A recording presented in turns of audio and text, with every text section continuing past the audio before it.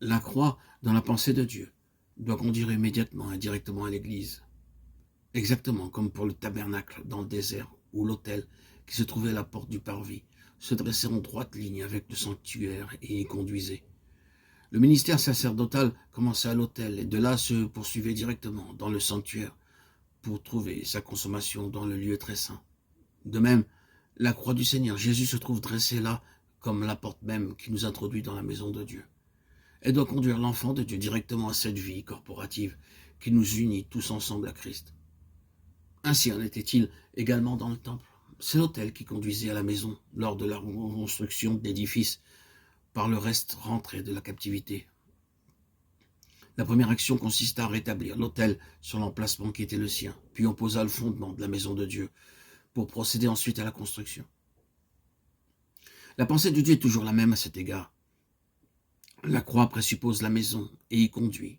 Un évangile qui se limite à la croix comme si elle était une entité indépendante et qui ne conduit pas ceux qui la trouvent à prendre leur place dans l'assemblée.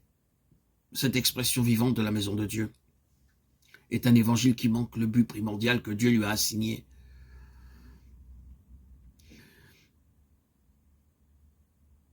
Nous avons déjà longuement insisté là-dessus, mais il n'était peut-être pas superflu d'y revenir, pour donner au Seigneur l'occasion de rafraîchir cette chose dans notre esprit et de rendre peut-être encore plus clair à nos yeux l'objectif qu'il cherche à atteindre. Lorsque l'Assemblée est vraiment devenue une réalité, elle ne tarde pas à être le plus grand des témoignages. Elle devient la grande démonstration de ce que la croix signifie vraiment. L'Assemblée, en effet, donne son vrai relief à tout ce que la croix impliquait, et elle réalise pratiquement tout ce que la croix augurait.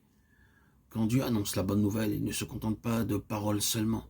La prédication de l'Évangile ne se borne pas à l'énoncé de certaines vérités. L'expression vivante et pratique de ces vérités dans un corps constitué fait partie intégrante de la prédication. Autrement, l'Évangile aurait pu être annoncé par des anges, n'importe qui pourrait la prêcher. Prêcher la parole était donné à tous. Le Seigneur a donné une révélation de lui-même et a rendu cette révélation solidaire d'un peuple qui en est la vivante représentation. Voilà la fonction et voilà la nature de l'Assemblée. La croix et l'Assemblée liées comme elles le sont l'une à l'autre par tout ce qu'elles signifient ensemble dans la pensée de Dieu explique la lutte qui s'ensuit. Cet apparentement suffit à lui seul pour engendrer le conflit. Il se déclare de lui-même. L'Assemblée personnifie en quelque sorte le sens profond de la croix et l'occasion de la bataille. Et là où l'on a vraiment saisi la signification réelle de la croix pour l'exprimer ensuite sous une forme pratique et collective, là le conflit se manifeste sous sa forme la plus intense et la plus persistante.